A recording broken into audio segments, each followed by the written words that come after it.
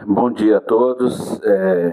Me chamo Roberto Luiz de França, sou um alcoólatra em recuperação diária, né? E graças a Deus e a esse poder superior do modo como eu o concebo, né? Hoje eu não bebi e venho fazendo isso há mais de 40 anos. Hoje eu vou dissertar sobre um tema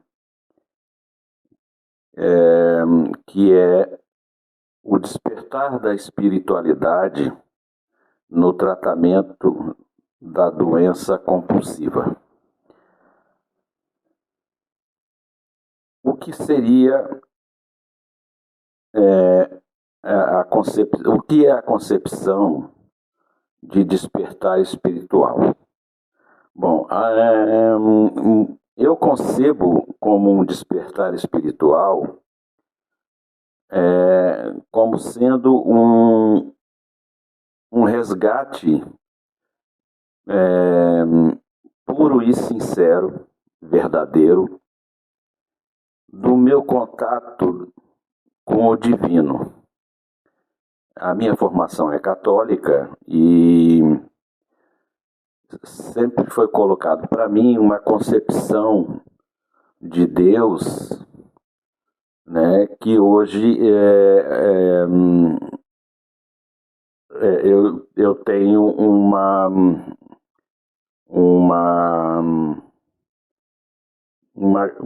uma formação bem estruturada no meu entender, né? E uma coisa interessante dentro dessa parte da religiosidade é que na minha cabeça, e acho que na cabeça de muita gente, as pessoas fazem uma confusão, né, de Jesus Cristo e Deus, como sendo uma coisa só. Mas, claro que se você realmente for fazer uma análise profunda, né, a gente vai ver que eu, Jesus Cristo, você, Deus, o cosmo, o universo, né, a existência, tudo faz parte de uma coisa só, tudo é um corpo único, né? Se somos a semelhança de Deus, somos parte e semelhança de Deus, então nós somos parte desse todo, né? E é muito interessante pensar dessa forma. Bom, voltando ao nosso tema, né? Quando eu procurei Alcoólicos Anônimos, né? Eu procurei num estado, não que eu tivesse tão debilitado assim, mas eu caminhava a passos largos, sabe, para uma alienação mental causada pelo álcool muito grande que hoje eu compreendo e eu compreendi quando eu entrei nessa Irmandade de AA, né, onde diz, até por um conceito da Organização Mundial da Saúde, que o alcoolismo é uma doença alienante, progressiva, de terminação fatal, que pode levar à loucura ou à morte prematura. E são acometidos por essa doença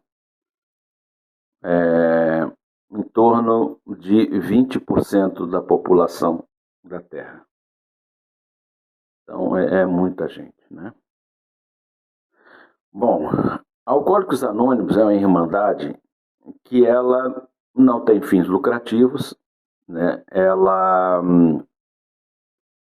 Ela usa da experiência e da troca de experiência dos seus membros para ajudar na recuperação, né, da compulsão alcoólica.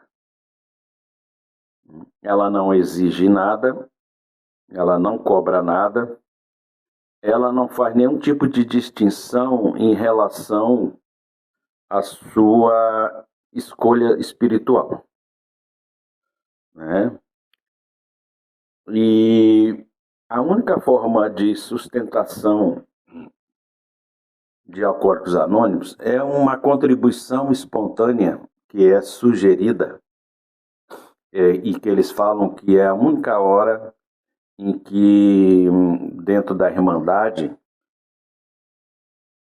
a espiritualidade se mistura com o material, que é a hora da contribuição da sacolinha, onde é passado uma sacolinha na reunião, e a pessoa coloca o que tiver. Se ela não tiver, não é cobrado nada, a pessoa não tem obrigação de contribuir com nada. Uma coisa que Alcoólicos Anônimos sugere, que eu acho que isso aí já é um começo do resgate espiritual, é um dizer, uma frase muito interessante, onde se diz: dai de graça aquilo que de graça recebeste, né? Então, as pessoas, quando chegam em Alcoólicos Anônimos, elas chegam destruídas, elas chegam literalmente no fundo do poço. Se você for escutar depoimentos que eles chamam de depoimentos de cabeceira, de mesa, né? Depoimentos que são dados nas reuniões, você fica arrepiado, você fica horrorizado, né? Agora, o fator que faz com que as pessoas fiquem em AA, a maioria delas, é reconhecer no depoimento dos seus companheiros a sua história, né? Então, quando eu cheguei em AA, e aí eu estava escutando o depoimento de um companheiro mais antigo, eu perguntava para mim mesmo assim: tá, mas quem foi que contou para esse cara a história da minha vida?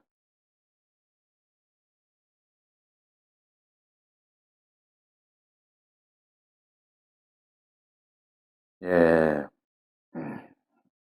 eu me emociono contando, falando de AA, porque eu considero que AA salvou a minha vida. Eu cheguei a um ponto, dentro do meu alcoolismo, que eu sentava na cabeceira, na soleira da porta da cozinha da minha casa. Eu morava na época lá em Barreiros, morava num bairro da Coab, Bela Vista 1, não sei se alguém conhece, né? São casinhas padronizadas, construídas com material de baixíssima qualidade, mas isso aí são comentários que não vêm ao caso. E eu bebia com muita frequência, né? E o que eu via é que eu bebia até ficar bêbado, né? E cada vez mais eu via que a frequência das minhas bebedeiras aumentava, né? E isso me fazia muito mal, até porque eu compreendia, tá, que o que eu fazia não era certo. É a mesma sensação daquela pessoa que fuma e ela tem consciência de que ela está se matando. que ela, né, tá fazendo um mal para si mesmo, mas aí ela fica pensando assim, ah, não estou prejudicando ninguém, né, eu estou prejudicando a mim mesmo, então eu estou procurando esse prazer momentâneo, né, porque o cigarro chega a um ponto que ele se torna um companheiro. E a bebida também, né? A gente começa a beber porque a sociedade nos incentiva a fazer isso, a beber socialmente quando a gente vai numa festinha e tudo mais, é adolescente, né? Eu me lembro das festinhas de garagem e tal. E a gente tomava Cuba Libre, coisa que o valha, um ponche e tudo mais, e era muito prazeroso aquela sensação de leveza que os primeiros goles nos oferecem, né? Então é uma sensação muito sedutora, sabe? Você se sentir feliz, se sentir alegre, e aí esse sentimento é o que acontece hoje, que é muito falado e está muito em moda, te dá uma sensação de pertencimento, né?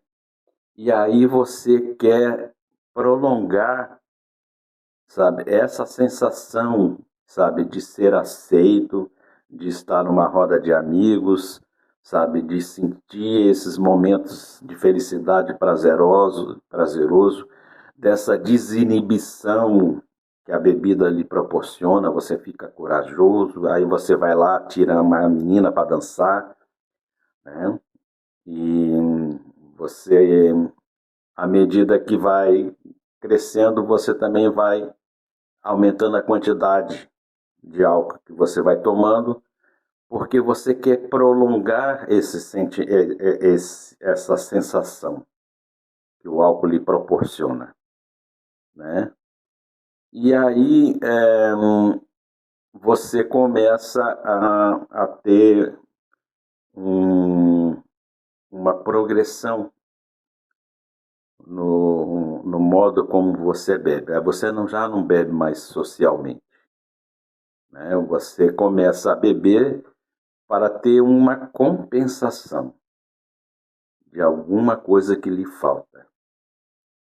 No meu caso, ou no caso de muitos alcoólatras, né,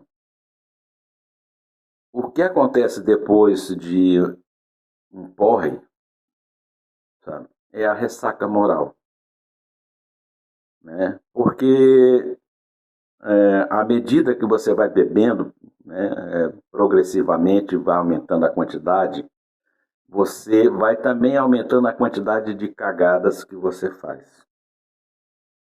As palavras que você aí agora tem coragem de dizer, você se torna dono da verdade, né? E você se torna um palhaço nos encontros sociais. E as pessoas elas acham isso normal e muitos até incentivam. Há uma coisa muito triste que, né, dentro da ciência e do estudo, em que o alcoolismo ele pode ter causas genéticas, né? Isso aí já foi comprovado. Então, o filho de um alcoólatra tem uma propensão muito grande também de se tornar alcoólatra e a história se repete. É um ciclo vicioso, né? Não é virtuoso, é um ciclo danoso.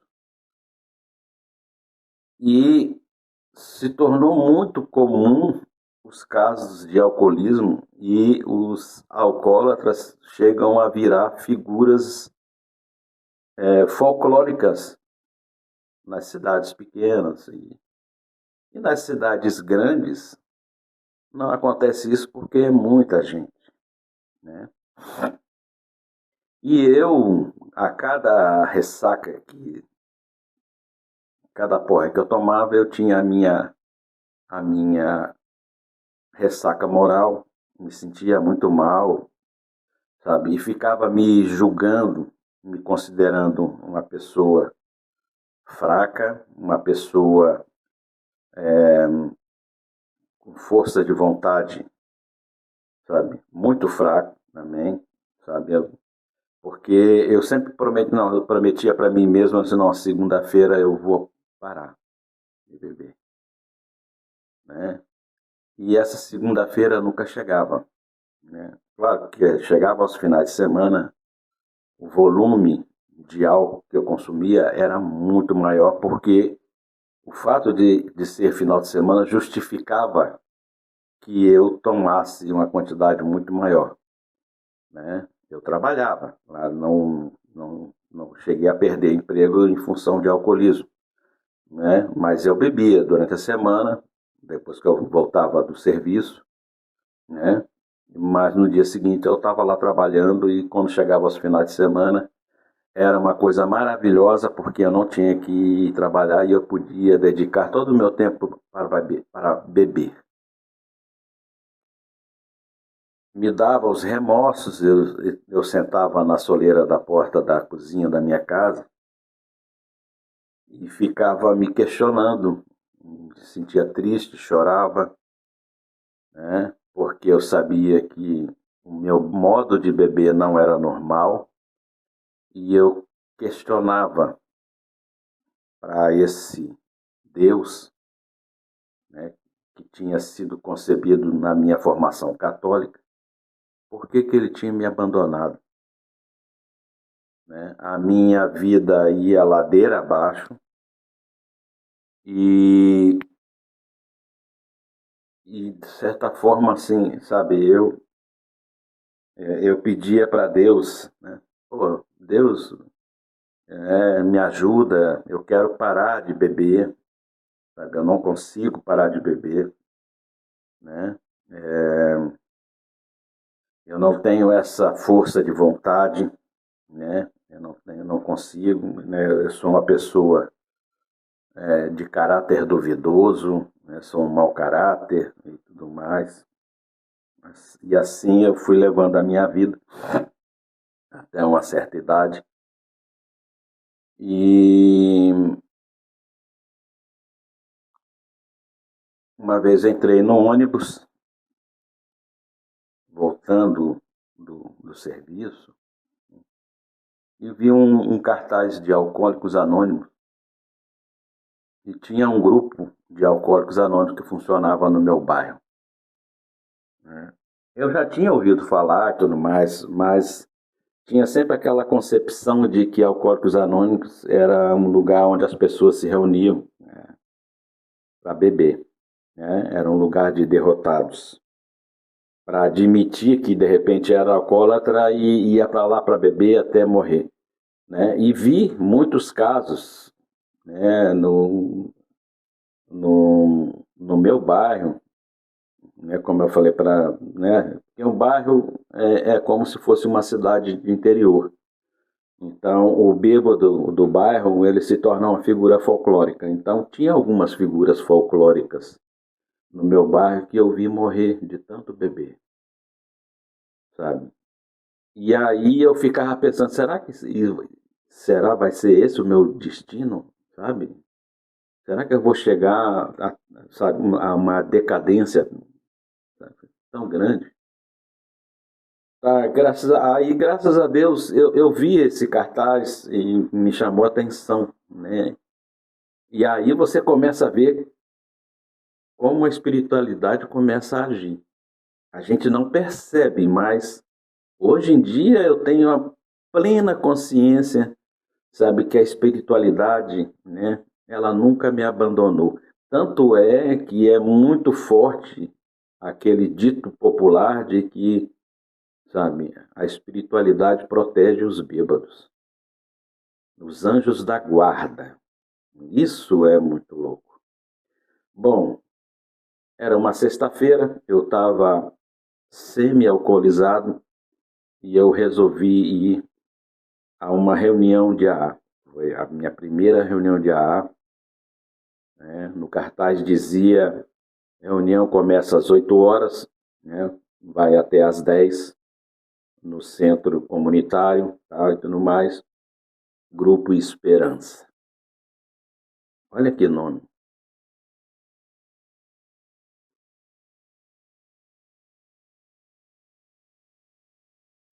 Grupo Esperança de Ar. E aí eu fui para Alcoólicos Anônimos. Cheguei lá, não me cobraram nada, me disseram que eu era uma pessoa importante. Eu era muito bem-vindo. E eu era, naquela noite, a pessoa mais importante dentro daquela sala. Eu pensei para mim mesmo, como que uma pessoa que é um bêbado, que é um, né, se torna uma pessoa tão importante para aquelas pessoas que eu nem conheço. Lá era servido um cafezinho, você podia tomar, né, um monte de cadeiras, adereços, né, símbolos, a bandeira do grupo de AA, um banner com as 12 tradições e um outro banner com as, as 12,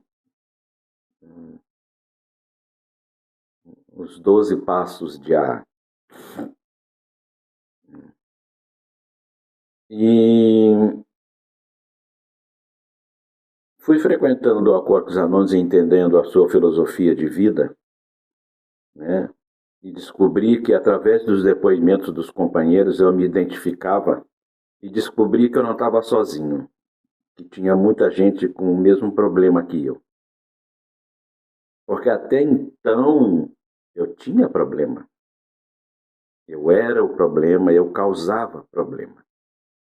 Hoje em dia eu digo que eu não tenho mais problema. Eu tenho, como qualquer ser humano, pequenas dificuldades. E é muito prazeroso para mim saber que eu sou capaz de enfrentar e superar essas dificuldades que são inerentes ao ser humano e são colocadas para todo mundo. Porque Deus não coloca no ombro dos seus filhos um fardo em que ele não possa carregar. E eu entendi isso. Dentro de Alcoólicos Anônimos, tudo é feito por sugestão. Eles te sugerem, eles não te impõem nada. E lá dentro dos 12 passos, eles me sugeriram que eu tentasse fazer um resgate espiritual, de modo que, independente de qual fosse a minha formação religiosa, tá, eu poderia pegar essa entidade religiosa ao qual eu concebia e, né, botasse fé, criasse um vínculo de fé para essa entidade, para me ajudar, porque isso seria mais, mais fácil, mais leve na minha recuperação diária. Me sugeriram que eu deveria tentar não beber só 24 horas. Faça isso só um dia de cada vez. Isso é o lema de Alcoólicos Anônimos, um dia de cada vez. Se for muito difícil, tente não beber pelo menos a cada hora. Tá? Fique sem beber 1 hora. Né? E aí, quando terminar essa hora, você fique sem beber mais 1 hora. E assim você faz as suas 24 horas de abstinência alcoólica. Um dia de cada vez. E procure, dentro da Irmandade, procurar se apegar em alguma coisa que lhe dê esse suporte. Então, esse é o despertar espiritual. Mesmo que a tua fé seja um outro companheiro, você se apegue a esse outro companheiro. Então, eu comecei a voltar a acreditar. Foi aí que eu tive o meu despertar espiritual, que Deus não tinha me abandonado. É que eu não estava deixando Deus me ajudar. Quando eu, com a sinceridade do meu coração, fiz um pedido a essa espiritualidade que me ajudasse, foi uma forma de eu reconhecer que eu era um ser humano, que eu tinha minhas falhas, né? Que eu era cabível de falhas, né? E aí ele me mostrou o caminho que era o cartaz no ônibus. Ele me mostrou o caminho que era o Grupo Esperança de Alcoólicos Anônimos do bairro Bela Vista, em Barreiros. Ele me mostrou que se eu botasse em prática o primeiro passo de Alcoólicos Anônimos, que é admitir a admissão, admitir perante outro ser humano, né? Você fazer o primeiro passo, a admissão. Admitir para si mesmo, quebrando o seu orgulho, de que você é um doente alcoólatra. Você não é um vagabundo e você não é uma pessoa fraca, sem moral. Você simplesmente é um doente alcoólico. Hoje eu compreendo que o meu alcoolismo, que a doença do alcoolismo, é uma doença compulsiva. A doença é a compulsão, né? E é baseado nisso que muitos grupos de autoajuda, né, foram criados. Narcóticos anônimos, jogadores compulsivos anônimos, comedores compulsivos anônimos, pessoas que qualquer tipo de compulsão, tudo aquilo que é feito com muita intensidade fora do normal, né? E foi onde eu tive o meu despertar espiritual. Eu achei muito interessante assim, porque era a minha fé, o meu resgate da fé na espiritualidade amiga, né, a esse poder superior do modo que eu o concebia, que me manteve sóbrio em abstinência alcoólica e vem me mantendo em abstinência alcoólica por mais de 40 anos. Porque eu descobri que a fé e a oração era a ferramenta mais maravilhosa que Deus tinha me dado.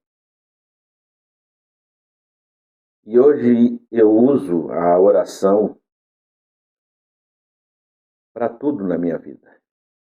Porque a oração, ela me traz resposta para tudo. A oração me traz a serenidade. A oração me traz a abstinência. A oração me traz o equilíbrio. E uma coisa muito interessante que eu aprendi dentro de AA, eu acho que isso serve tanto, né, para alcoólatra como para pessoas, né, supostamente normal, né? Não sei o que você pode se considerar como normal, mas me sugeriram o seguinte: a vida ela tem que ter um equilíbrio. Porque eu quando descobri que eu era que eu era um doente compulsivo, né, e que essa doença ela só se propagou e ela só evoluiu dentro de mim porque existia um desequilíbrio. Então eu queria muito, sabe, aquele lado prazeroso que esse desequilíbrio proporcionava. Então, assim, eu não conseguia ter um equilíbrio emocional. E eu aprendi dentro dessa irmandade que é muito importante, principalmente para o alcoólatra, pro doente compulsivo, que você não deve ficar nem muito alegre, nem muito triste. Porque esses extremos fazem com que você possa ter uma recaída. Então é muito perigoso ter dinheiro demais, é muito perigoso estar feliz demais, é muito perigoso estar triste e melancólico demais. E é através da espiritualidade que eu consegui recuperar, que eu consegui resgatar, que eu consigo manter esse meu equilíbrio. Então, de 0 a 10, eu preciso estar sempre no 5. Orai e vigiai. Esse é o grande segredo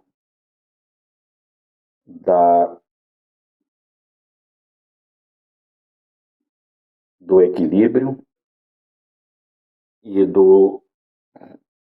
da abstinência alcoólica. Então, por isso que eu trouxe esse tema essa noite, que é o despertar espiritual ou o resgate da espiritualidade como ferramenta de recuperação, ou ferramenta de tratamento da doença compulsiva. Gostaria de agradecer a atenção de todos. Espero que essa minha palestra ou esse depoimento pessoal tenha servido para alguém, que isso possa ser levado para outros irmãos que ainda sofrem, que isso possa ajudar na recuperação de qualquer doente compulsivo, seja ele álcool, droga, sexo, jogo, comida, né? Não interessa o que seja, mas que essa ferramenta maravilhosa e milagrosa que é o despertar espiritual possa ajudar nossos irmãos, encarnados e desencarnados, porque a gente sabe que existem muitos obsessores, vampirizadores, né, do prazer que o álcool traz. Agradeço a todos, desejo a todos uma boa noite Que Deus ilumine e abençoe a todos, e que todos fiquem em paz, como sempre, como Deus sempre quis. Muito obrigado.